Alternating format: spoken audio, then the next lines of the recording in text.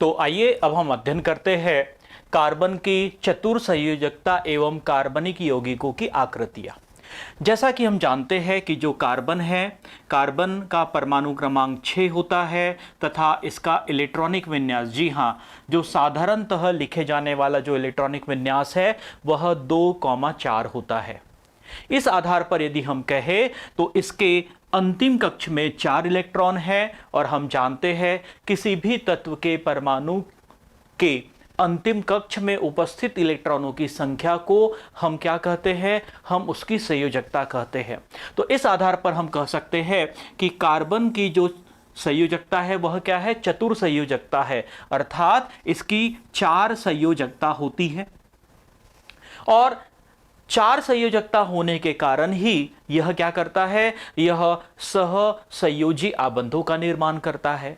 और जब यह सहसंयोजी आबंधों का निर्माण करता है तो निर्माण करने के लिए यह जो है हाइड्रोजन तथा दूसरे तत्वों के साथ में यह क्या करता है, अपने इलेक्ट्रॉन साझा करता है। और इस तरीके से जो कार्बन है उसकी चतुर्संयोजकता होती है तथा जब वह यौगिकों का निर्माण करता है तो यौगिकों के निर्माण जब करता है तो वहां पर उन यौगिकों की आकृतियां भी होती है।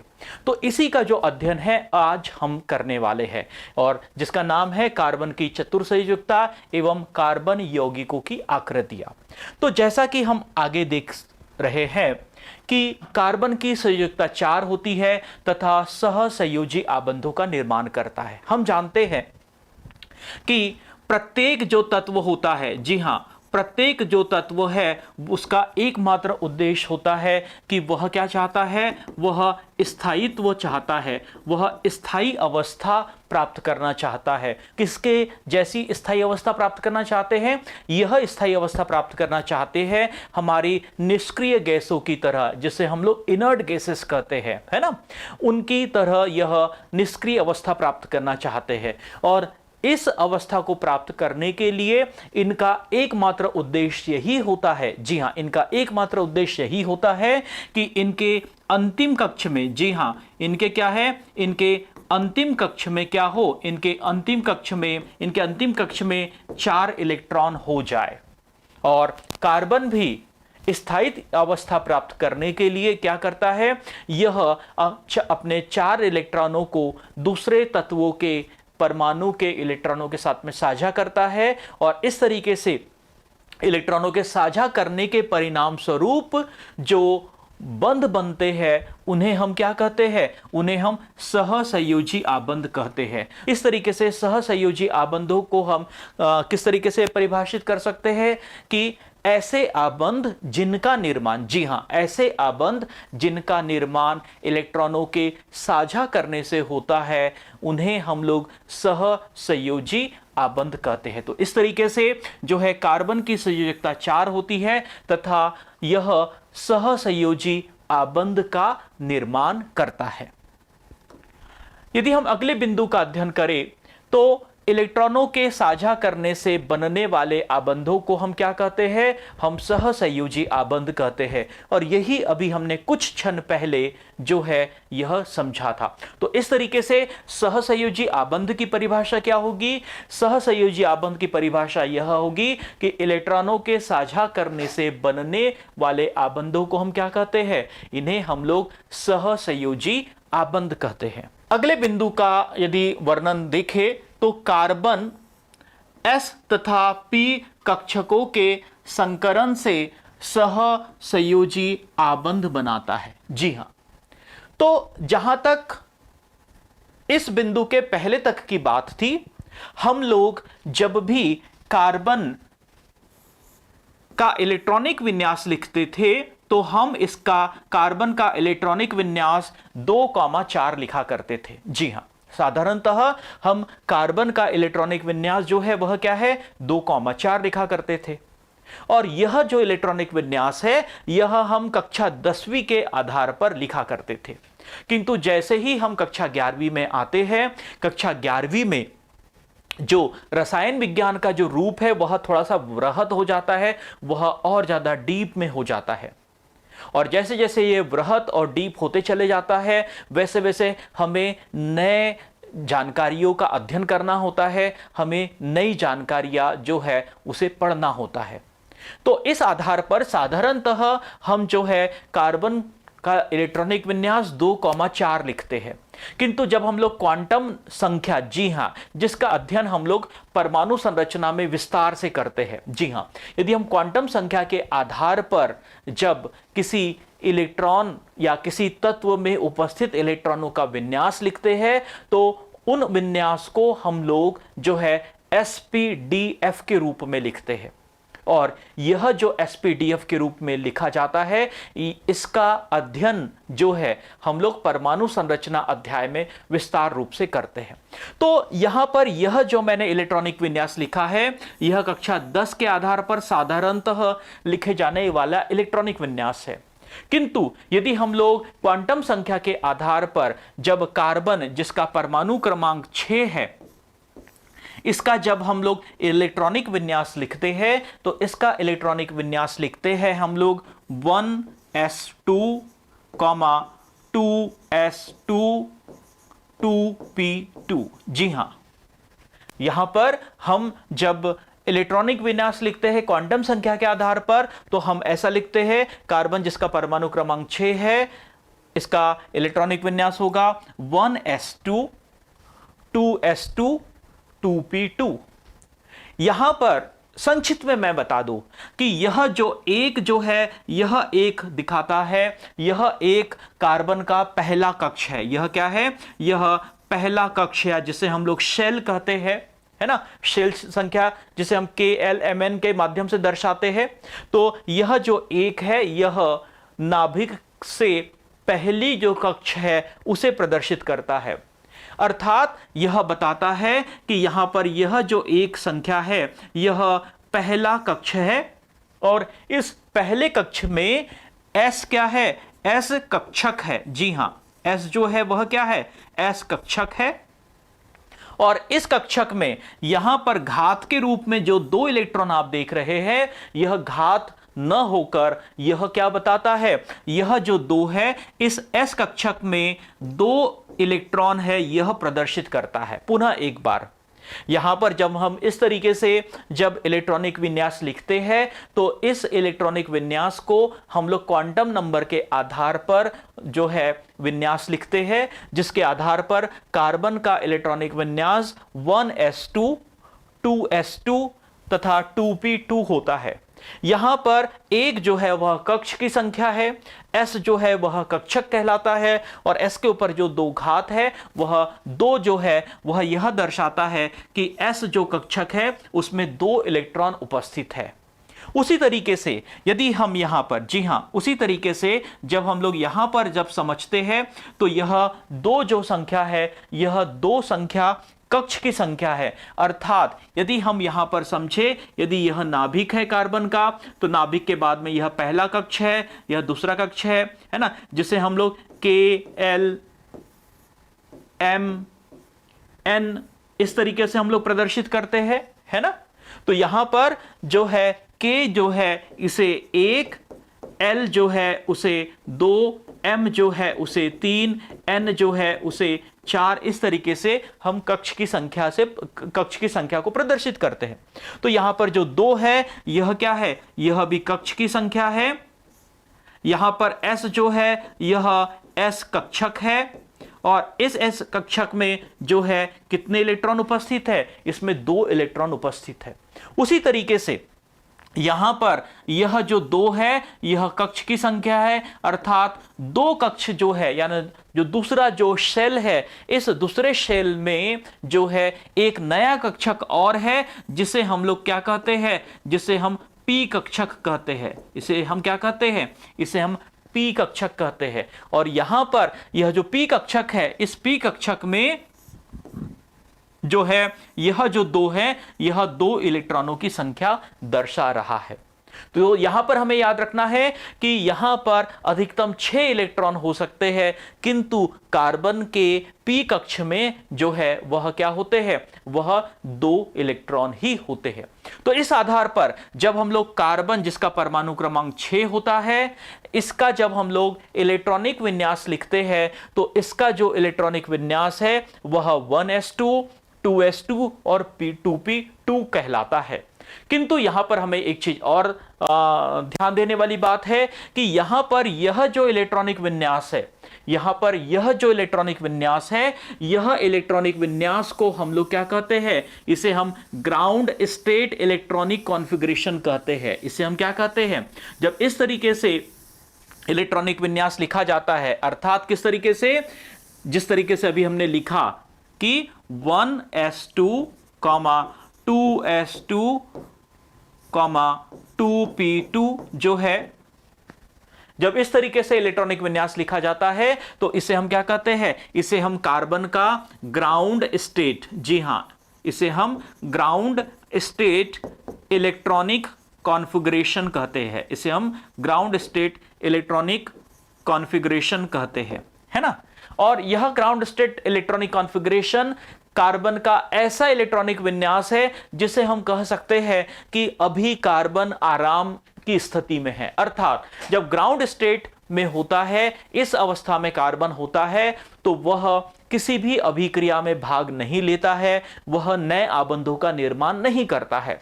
किंतु जब उसे अपनी संयोजकता को पूर्ण करना है, या हम ऐसा कहें कि उसे जब अष्टक को पूर्ण करना होता है, तो वह अपने आप में बदलाव लाता है। और ऐसा ही कुछ हमारे दैनिक जीवन में भी होता है ना, कि हम आप सभी को जो है कंफर्ट जोन में रहने की आदत है ना। हम अपने जीवन में कंफर्ट जोन में ही रहते हैं, जो जैसा इत्मीनान से चल रहा है हम उसके साथ में छेड़खानी नहीं चाहते हैं। पर जब भी आप कोई नया या ऊंचा गोल या कोई नया उद्देश्य आप प्राप्त करना चाहते हैं, तो उसके लिए क्या करना होगा, आपको एक्स्ट्रा मेहनत करनी होगी, आपको एक्साइटेड होना होगा, जी हां, अपने आप में परिवर्तन लाना होगा, अपने आप में नई ऊर्जा लानी होगी, तभी हम अपने नए और ऊंचे लक्ष्य को क्या कर सकते हैं, प्राप्त कर सकते हैं। तो कुछ कार्बन भी ऐसा ही करता है। कार्बन क्या करता है कि जो कार्बन है वह एक्साइटेड हो जाता है, और जब कार्बन एक्साइटेड होता है उसका जो इलेक्ट्रॉनिक विन्यास जो है उसमें कुछ परिवर्तन आ जाता है। तो आइए हम उस विन्यास में जो परिवर्तन होता है उसको समझते हैं। लेकिन उसके पहले यहां पर यह जो हमने इलेक्ट्रॉनिक विन्यास लिखा है, इस इलेक्ट्रॉनिक विन्यास को हम एक और तरीके से प्रदर्शित करते हैं, और वह प्रदर्शित करते हैं बॉक्स के रूप में, बॉक्स डायग्राम के रूप में। तो उस आधार पर जो है एक जो कक्षक है, एक कक्षक को हम इस तरीके से दर्शाते हैं, S जो है वह एक कक्षक को इस तरीके से दर्शाते हैं, जो 2s है उसे भी हम ऐसा दर्शाते हैं। लेकिन जो P जो होता है, P की खास बात यह होती है कि P जो है वह 3 उप कक्षकों से मिलकर बना होता है। यहां पर यह S है, यह भी S है, लेकिन जो P है वह 3 उपकक्षकों से मिलकर बना होता है। तो चूंकि यहां पर इसमें 2 इलेक्ट्रॉन हैं, तो इन 2 इलेक्ट्रॉनों को हम इस तरीके से लिखते हैं। यहां पर भी जो 2 इलेक्ट्रॉन हैं उन्हें हम इस तरीके से दर्शाते हैं, और यहां के जो 2 इलेक्ट्रॉन हैं, इन 2 इलेक्ट्रॉनों को एकाकी रूप से, जी हां, अकेला अकेला इस तरीके से दर्शाते हैं। तो इस तरीके की जो अवस्था होती है, इस तरीके की अवस्था को हम लोग क्या कहते हैं, ग्राउंड स्टेट कॉन्फ़िगरेशन कहते हैं। लेकिन अब जो है, मेरी बातों से सुनकर शायद आप में से कुछ लोगों के मन में जोश आ गया होगा, और जब जोश आता है तो हम एक्साइटेड हो जाते हैं, हम उत्साहित हो जाते हैं, और इसी उत्साह के चलते ही हम जो है नए कदम उठा सकते हैं और नई मंजिल को प्राप्त कर सकते हैं।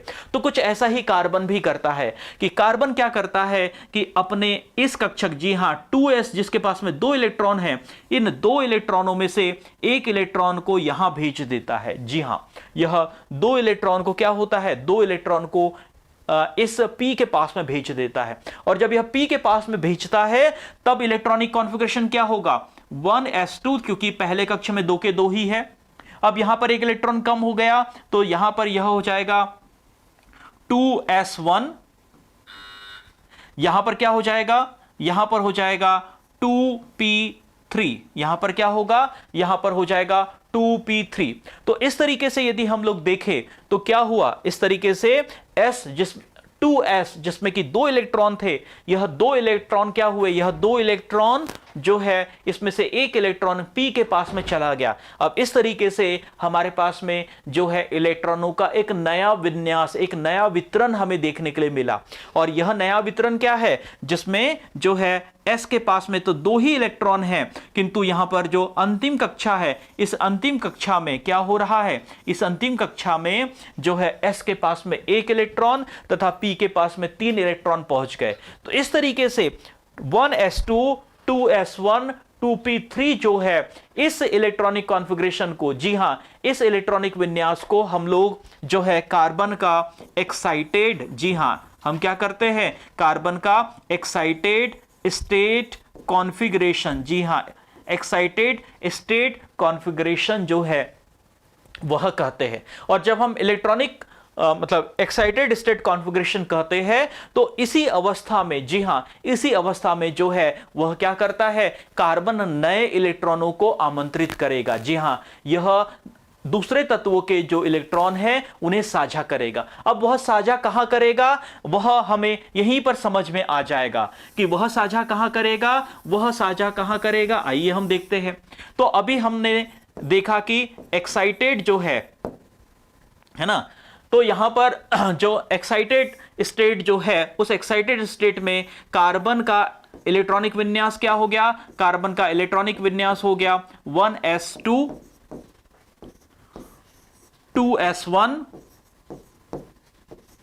2p3 2p3, है ना। तो यहां पर देखिए यह युग्म में है, पर यहां पर बाकी के जो इलेक्ट्रॉन है वह युग्मित नहीं है। और कितने अयुग्मित इलेक्ट्रॉन हैं, यहां पर 4 अयुग्मित, जी हां, यह क्या है, यहां पर 4 अयुग्मित इलेक्ट्रॉन है। और यही चारों इलेक्ट्रॉन जो है वह क्या चाहते हैं, यही चारों इलेक्ट्रॉन चाहते हैं कि इनका भी क्या हो जाए, युग्म बन जाए, इनका भी क्या हो, युग्म बन जाए। और यदि इनका युग्म बनता है तो कार्बन के अंतिम कक्षा में 8 इलेक्ट्रॉन हो जाएंगे। और यदि कार्बन के अंतिम कक्षा में यदि 8 इलेक्ट्रॉन हो गए तो कार्बन क्या हो जाएगा, कार्बन निष्क्रिय अवस्था को प्राप्त कर लेगा। और यही तो उद्देश्य है इसका कि कार्बन s तथा p कक्षकों के संकरण से सहसंयोजी आबंध बनाता है। जी हां, जो भी कार्बन जिस भी तत्व के साथ में जो इलेक्ट्रॉनों को साझा करता है, कार्बन जिन भी तत्वों के परमाणु के साथ में इलेक्ट्रॉनों को साझा करता है, उन इलेक्ट्रॉनों को कहां पर आमंत्रित करता है, उन इलेक्ट्रॉनों को वह s तथा p कक्ष में आमंत्रित करता है। और इस तरीके से s तथा p कक्षक आने वाले इलेक्ट्रॉनों को क्या करते हैं, वह वहां पर जगह देते हैं। और इस तरीके से नए संकर, जी हां, जिसे हम हाइब्रिडाइजेशन कहते हैं, न्यू हाइब्रिड ऑर्बिटलों का निर्माण होता है। और इस तरीके से जो कार्बन जो है वह क्या करता है, वह सहसंयोजी आबंध का निर्माण करता है। भाग लेने वाले कक्षकों के आधार पर अणुओं की आकृतियां निर्भर करती हैं। जी हां, जैसा कि हम जानते हैं कि कार्बन सहसंयोजी आबंधों का निर्माण करता है। और इन सहसंयोजी आबंधों में या इन सहसंयोजी आबंधों के निर्माण में s तथा p कक्षक जो है, s तथा p कक्षक भाग लेते हैं। अब कितने p कक्षक भाग ले रहे हैं, इसके आधार पर यदि हम कहें कि भाग लेने वाले कक्षकों के आधार पर अणुओं की आकृतियां निर्भर करती है। और यह जो बिंदु है, यह बिंदु कॉम्पिटिटिव के हिसाब से अत्यंत महत्वपूर्ण बिंदु माना जाता है। तो यदि हम देखें तो कार्बन जो है, जी हां, कार्बन जब भी सहसंयोजी आबंध बनाता है, तो यदि हम यहां पर देखें तो जब भी कार्बन जब भी सहसंयोजी आबंध का निर्माण करता है तो इन सहसंयोजी आबंधों का निर्माण करने के लिए कार्बन अपने s तथा p जो कक्षक है, जी हां, s तथा p कक्षक जो है इनका क्या करता है, इनका इस्तेमाल करता है, या s तथा p कक्षक जो है वह भाग लेते हैं। ठीक है, यह क्या करते हैं, s तथा p कक्षक जो है वह भाग लेते हैं। अब कितने p कक्षक भाग ले रहे हैं, इसके आधार पर जो है बनने वाले जो यौगिक है उनकी जो आकृतियां है वह भी निर्भर करती है।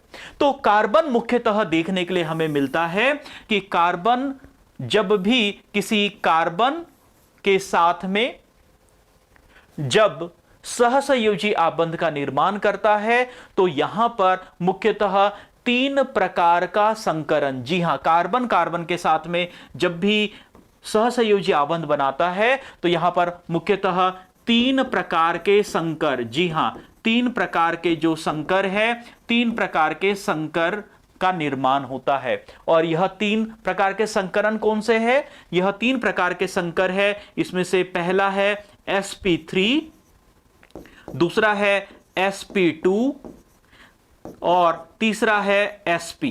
जी हां, तो यहां पर हमें ध्यान देना है कि जो sp3 संकर है इसमें क्या है, s का 1 तथा p के 3 उपकक्षक भाग ले रहे हैं। यहां पर sp2 में s का 1 तथा p के जो 2 उपकक्षक है यह भाग लेते हैं, तथा sp में s का 1 तथा p का 1 कक्षक भाग लेता है, 1 उपकक्षक भाग लेता है। इस आधार पर कार्बन जब भी कार्बन के साथ में सहसंयोजी आबंध बनाता है या कार्बन जब सहसंयोजी आबंधों का निर्माण करता है तो यह मुख्यतः 3 प्रकार के संकर बनाता है। और यह संकर कौन से है, sp3 संकर, sp2 संकर और sp संकर।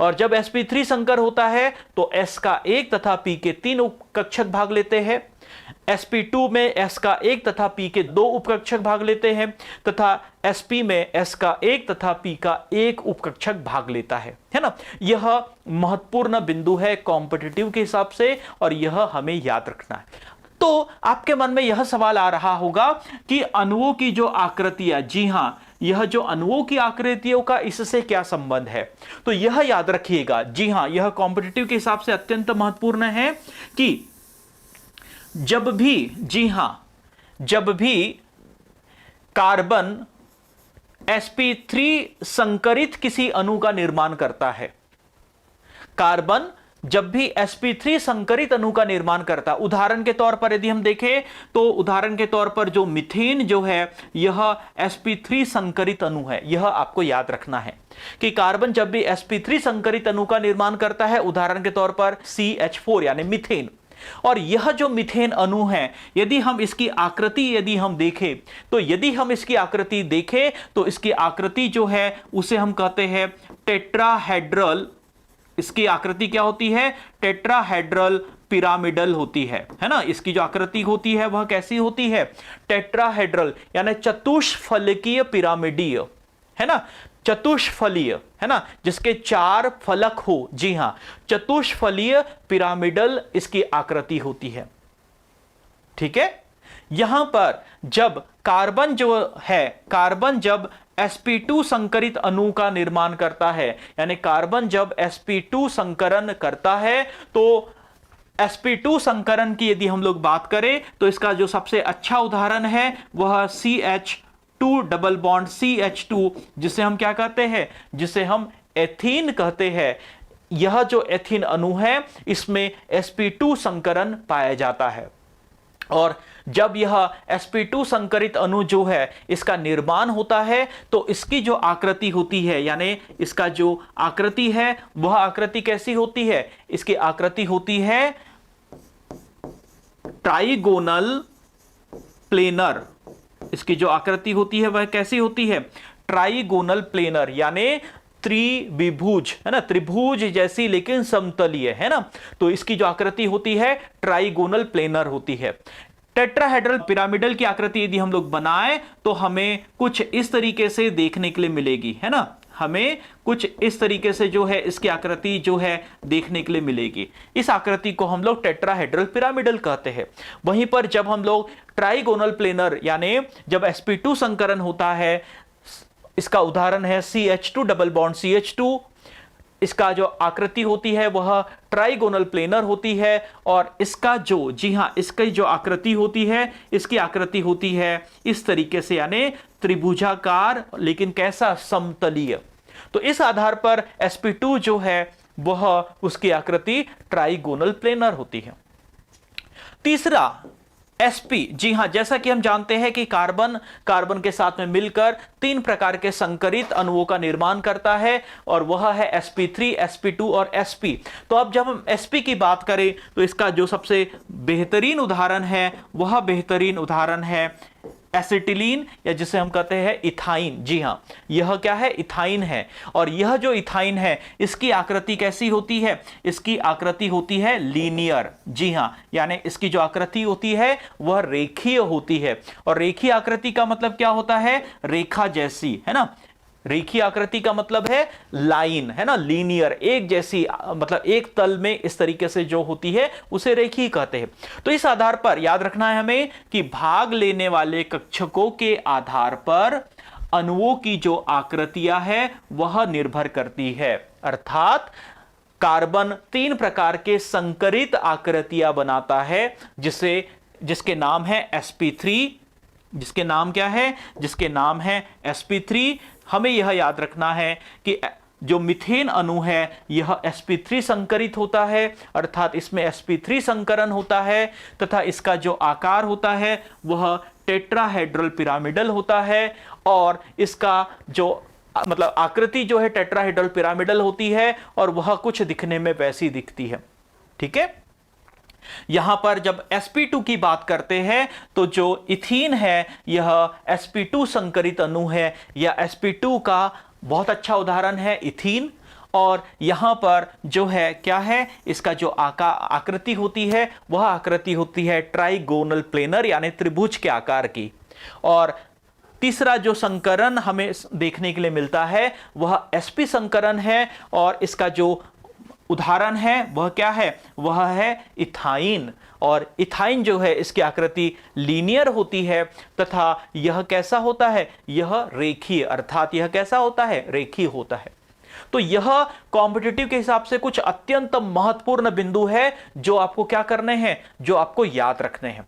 यहीं पर 1-2 चीजें और यहां पर कॉम्पिटिटिव के हिसाब से हमें याद रखनी है कि अभी हम लोगों ने संकरण, उनके अणु तथा उनकी आकृति जो है वह हमने समझी। तो यहां पर कॉम्पिटिटिव के हिसाब से 1-2 चीजें आपको और अच्छे से याद रखनी है और वह क्या है कि यह मानिए कि जब भी कार्बन और कार्बन के बीच में एकल बंध होता है, जी हां, कार्बन और कार्बन के बीच में एकल बंध होगा तो आप यह मान सकते हो कि यहां पर यह जो अणु है वह sp3 संकरित होगा। जी हां, यह याद रखना कि जब भी कार्बन और कार्बन के बीच में एकल बंध होता है तो वहां पर कौन सा संकरण होगा, वहां पर sp3 संकरण होगा।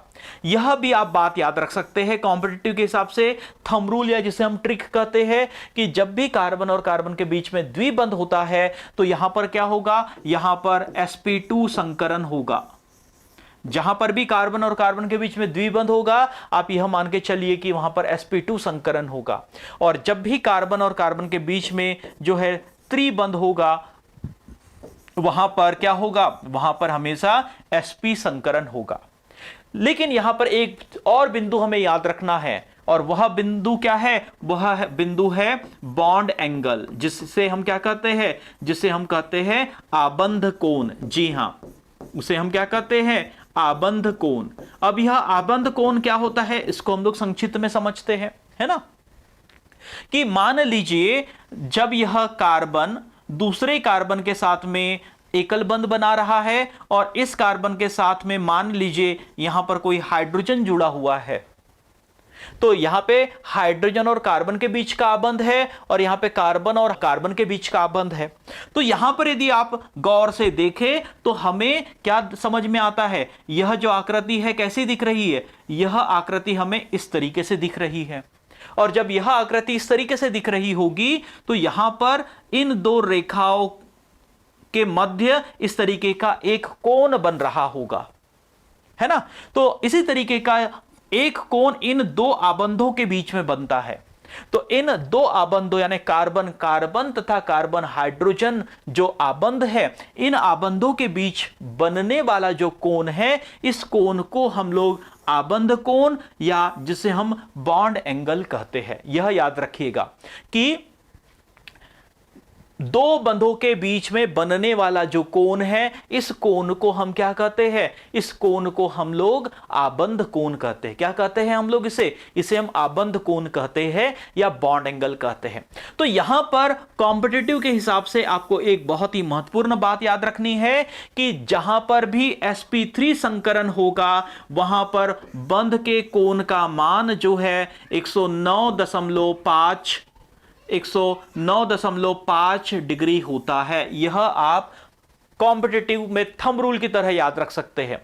जहां पर भी sp3 संकरण होगा, जहां पर भी sp3 संकरण होगा, वहां पर जो बंध का कोण है, आबंध कोण है, वह 109.5 डिग्री होता है।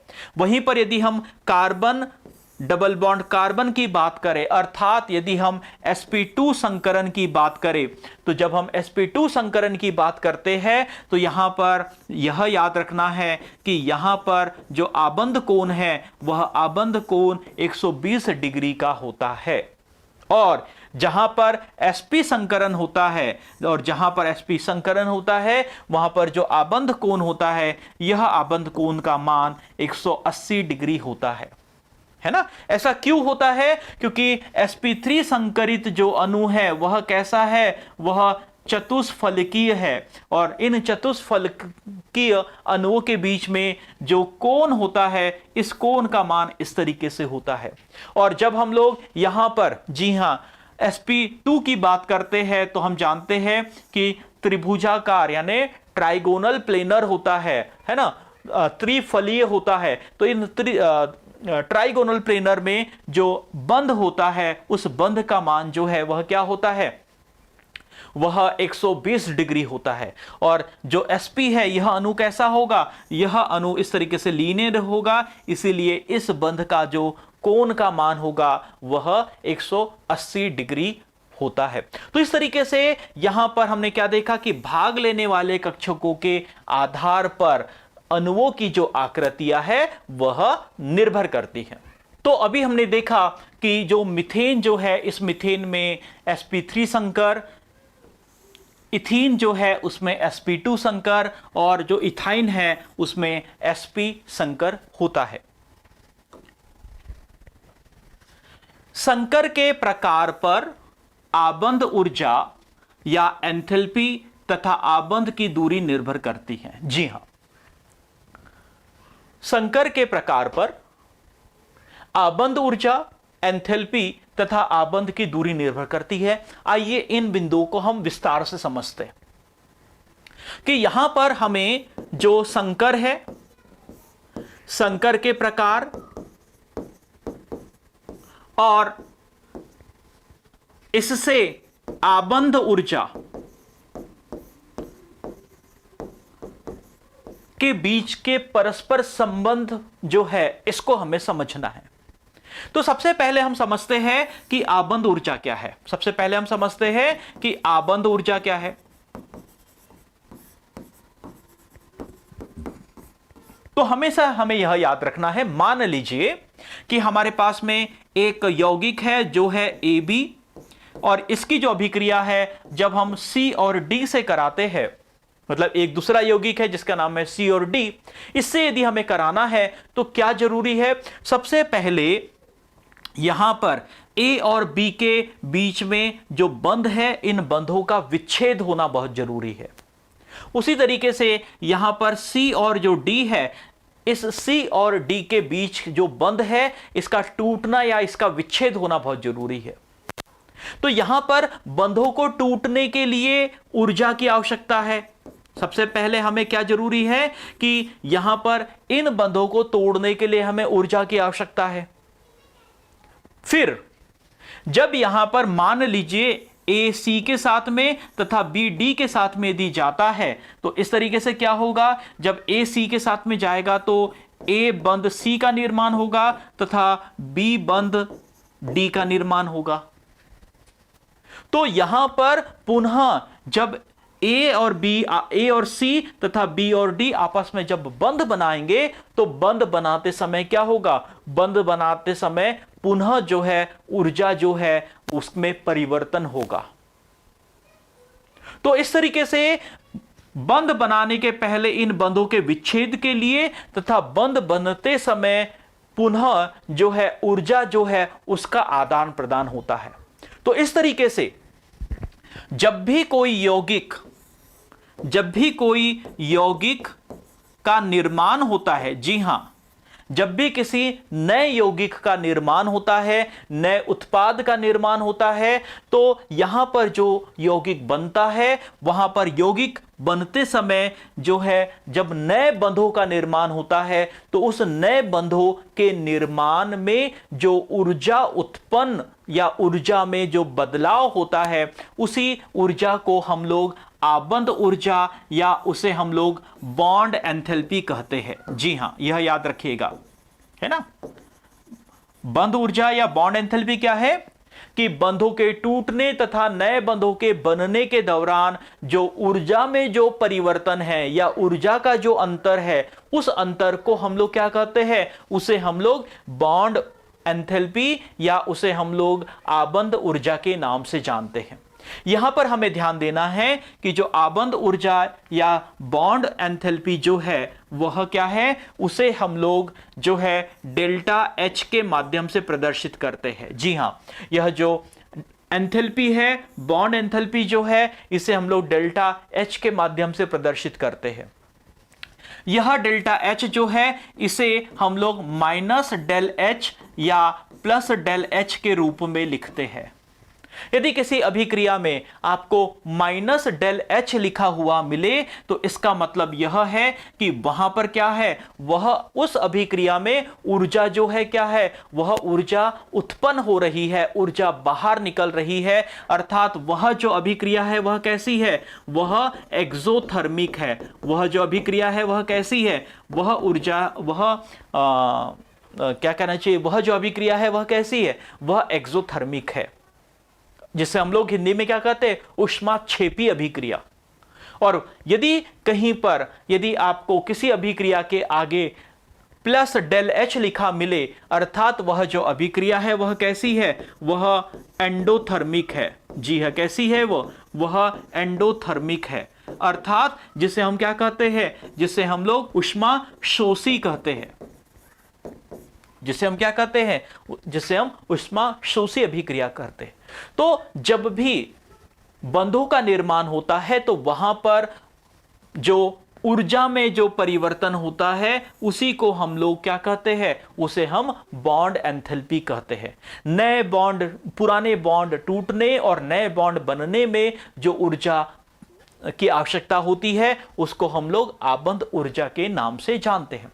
तो यहां पर जो कथन है कि संकर के प्रकार पर आबंध ऊर्जा या एंथैल्पी तथा आबंध की दूरी निर्भर करती है। तो यहां पर याद रखिएगा, हमने देखा कि जब भी sp3 संकरण होगा तो sp3 संकरण का मतलब होता है कि कार्बन और कार्बन के बीच में क्या हो, कार्बन और कार्बन के बीच में एकल बंध है। जब भी sp3 संकरण होगा क्या होगा, कार्बन और कार्बन के बीच में एकल बंध है। यदि sp2 संकरण है तो sp2 संकरण है, अर्थात कार्बन और कार्बन के बीच में द्विबंध उपस्थित है, अर्थात वहां पर क्या है, वहां पर कार्बन और कार्बन के बीच में डबल बॉन्ड उपस्थित है या द्विबंध उपस्थित है।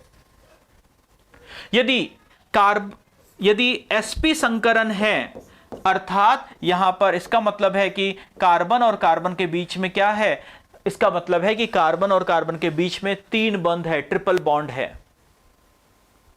और ट्रिपल बॉन्ड है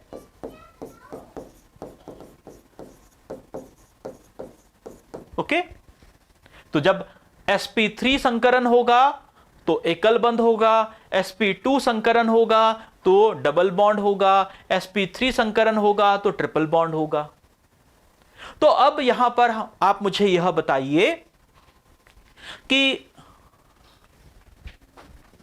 इन तीनों बंधों में कौन सा बंध ज्यादा मजबूत होगा और किस आबंध की जो दूरी है वह कम होगी। पुनः एक बार, इन तीनों बंधों में कौन से बंध यानी इन तीनों यौगिकों में कौन से यौगिकों के आबंध ज्यादा मजबूत होंगे तथा उनके बीच की आपसी दूरी कम होगी। तो स्वाभाविक तौर पर एक लॉजिक यही है कि यदि हमारे पास में यदि एक लकड़ी है तो इस एक लकड़ी को तोड़ना आसान है, यदि मैंने दो लकड़ी बांधी तो उसको तोड़ना एक की तुलना में मुश्किल होगा, और यदि मैंने ज्यादा लकड़ियों का गट्ठा ले लिया है तो उसे तोड़ने में बहुत ज्यादा ताकत लगेगी। और वैसी ही बात यहां पर भी होती है। यदि हम इन तीनों की तुलना करें तो यह बात सामने निकल कर आती है कि यह जो ट्रिपल बॉन्ड होते हैं यह डबल बॉन्ड की तुलना में तथा जो डबल बॉन्ड है वह एकल बंध की तुलना में क्या होते हैं, ज्यादा मजबूत होते हैं। अर्थात क्या है, यह ज्यादा मजबूत होगे, है ना, क्या होगे, ज्यादा मजबूत होगे। अर्थात ट्रिपल बॉन्ड डबल बॉन्ड की तुलना में ज्यादा मजबूत है, डबल बॉन्ड जो है वह एकल बॉन्ड या सिंगल बॉन्ड की तुलना में ज्यादा मजबूत है। तो जब ज्यादा मजबूत है तो उन्हें तोड़ने में भी ज्यादा ऊर्जा की आवश्यकता लगेगी। ठीक है, उन्हें तोड़ने में भी क्या होगा, हमें ज्यादा ऊर्जा लगानी होगी। इसीलिए यदि हम आबंध ऊर्जा की बात करें तो आबंध ऊर्जा का जो क्रम है वह ऐसा होता है।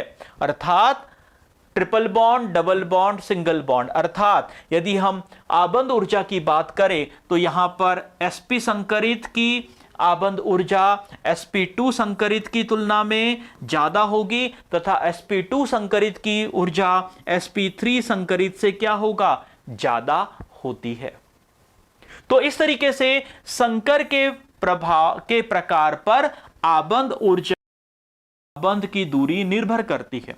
तो यहां पर हमने ऊर्जा के आधार पर मजबूती का अध्ययन किया है। अब दूरी की भी बात करें। स्वाभाविक सी बात है, यदि आप इन तीनों को यदि गौर से दी, यहां पर आप यह बता सकते हैं कि यहां पर एकल बंध है इसीलिए इनके दोनों के बीच की दूरी ज्यादा है। यहां पर द्विबंध है तो द्विबंध के कारण जो है इन दोनों के बीच की दूरी एकल बंध की तुलना में कम होती है। बंद है इसीलिए यह क्या होंगे, यह एक दूसरे से ज्यादा पास होते हैं। तो इस तरीके से यह एक महत्वपूर्ण बिंदु है जिसका अध्ययन बहुत जरूरी है और यहां से कॉम्पिटिटिव एग्जाम में बहुत सारे प्रश्न पूछे जाते हैं, है ना। तो इस आधार पर आबंध की दूरी का क्रम, जी हां, आबंध की दूरी का क्रम इस तरीके से होगा। जो आबंध की दूरी है वह एकल बंध में होगी, फिर द्विबंध में होगी और फिर त्रिबंध में होगी, है ना।